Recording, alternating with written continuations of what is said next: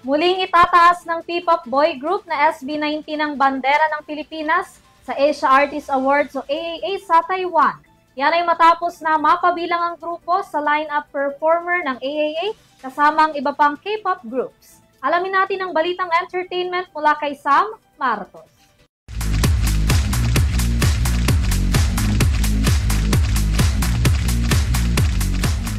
Dumako naman tayo sa mundo ng entertainment para sa ating balitang showbiz.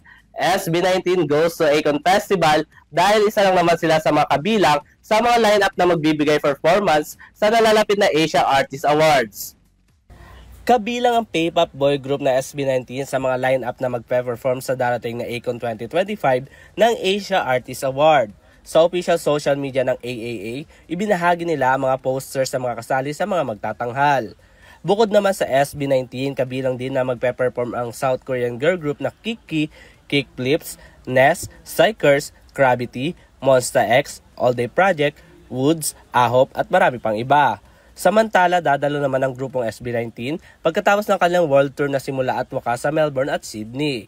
Magaganap naman ang Asia Artist Award sa darating na December 7 sa Kaohsiung National Stadium sa Taiwan. At yan ang ating balitang entertainment. Muli ako si Sam Martos. Balik sa inyo, Vanessa at Mia.